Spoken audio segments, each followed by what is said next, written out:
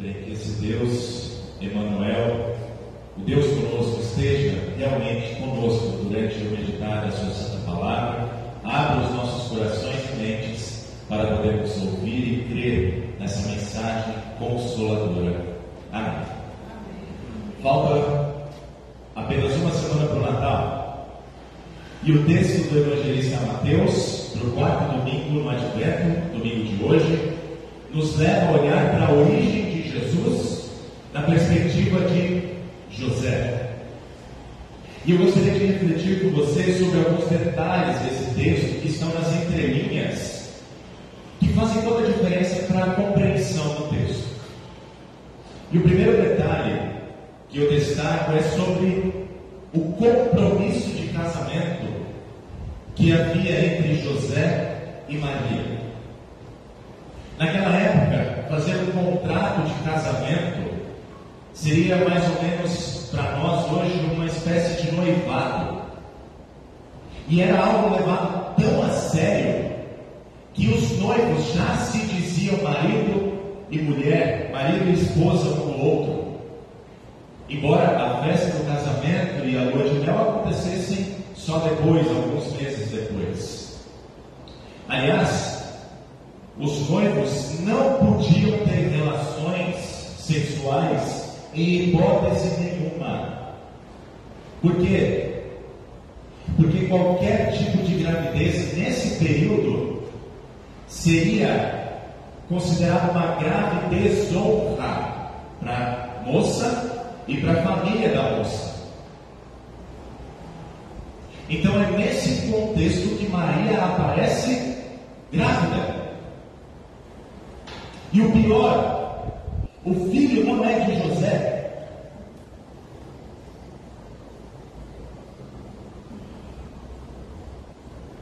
O filho não é de José, e Maria está grávida. E agora, José? Como é que é? O que eu vou dizer em casa? Alguns podem dizer assim: não, é só desfazer esse contrato de casamento e está tudo certo, né? Só que não é bem assim. Quebrar o contrato de casamento naquela época correspondia a adultério. E em Deuteronômio 22, os versículos 23 e 24, está escrito o seguinte: a moça virgem que tiver casamento contratado e outro homem a encontrar na cidade e tiver relações com ela, vocês devem trazer ambos ao portão daquela cidade e apedrejá-los até que morram. Isso quer dizer que se José desfizesse o contrato, Maria seria o quê? Apedrejada por infidelidade, por adultério. O problema é quem vai acreditar nessa história de que o Espírito Santo engravidou Maria. Nem José acreditou. Mas como ele era um homem justo, a Bíblia diz, né? E não queria envergonhar publicamente Maria, ele resolveu deixá-la em segredo, sem que ninguém soubesse. E se José fugisse, ninguém poderia acusar Maria de adultério. Por quê? Porque a culpa ficaria toda em cima de José. Foi ele que engravidou ela, então ele fugiu. Não quis assumir o compromisso. Mas veja, enquanto José refletia sobre essa fuga, o texto nos diz que um anjo do Senhor apareceu a ele em sonho e falou com ele. E é interessante que a forma como o anjo fala é especial. Por quê? Porque não foi só lembrando o nome de José, mas lembrando de que ele era descendente de quem? De Davi. É como se o anjo estivesse lembrando José que ele estava herdando uma promessa dada àquela família real da qual ele fazia parte. José, você que é descendente de Davi, não tenha medo de receber Maria como sua esposa, porque o que nela foi gerado é do Espírito Santo. Ela dará à luz um filho e você, José, porá nele o nome de Jesus, porque ele salvará o povo dos pecados deles. E assim nós vemos Deus intervindo na história, mais uma vez, a história do seu povo. E com essa frase, José recebeu aquela grandiosa missão de assumir o papel de ser o pai daquele que é o descendente prometido por Deus desde Gênesis capítulo 3. O descendente da mulher, a raiz de Davi, que seria o Senhor do próprio Davi, como ele mesmo diz no Salmo 110. José seria aquele que daria o nome ao Salvador do povo pecador. E para nossa alegria, José aceitou, né? José aceitou, fez como o anjo havia ordenado e recebeu Maria como sua esposa. Isso nos mostra que José acolheu o Emanuel. José acolheu o Deus conosco.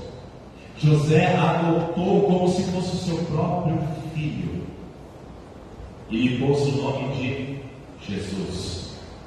Jesus, que significa Deus é Salvador. Deus salva. Foi assim então que Deus traduziu para nós a essência da promessa lá do Éden, a essência da sua missão, ao concretizar a sua presença entre o povo. Deus se fazia presente entre o povo, e dessa vez ele se fez de forma humana, a fim de restabelecer aquilo que foi perdido desde o Éden, a comunhão de Deus com o seu povo, por causa do pecado. E assim não bastava Deus estar com o seu povo, era preciso mais. Era preciso que o seu povo estivesse novamente com Ele. E isso aconteceu em Jesus, por meio de Jesus. Meus queridos, esse é o Evangelho de Deus. Essa é a boa notícia que, como diz Paulo aos Romanos, diz respeito a seu Filho, o qual, segundo a carne, veio da descendência de Davi. Tudo isso aconteceu para que se cumprisse o que havia sido dito pelo Senhor, por meio do profeta Isaías e por meio de tantos outros profetas que anunciaram a vinda do Senhor. A presença de Deus no meio do seu povo, agora, em carne e osso, é a plena realização do que havia sido prometido, havia sido profetizado. É o tempo da espera se cumprindo, como nós cantamos, o tempo se cumpriu. É o plano da salvação de Deus se tornando conhecido do seu povo. É Deus concedendo ao seu povo o que ele precisa e não o que ele merece. É a graça de Deus se revestindo de corpo e sangue, para mais tarde salvar o seu povo do pecado do povo que leva à condenação eterna, oferecendo esse mesmo corpo e sangue na cruz, para, como diz Paulo, ser designado Filho de Deus com poder, segundo o Espírito de santidade, pela ressurreição dos mortos,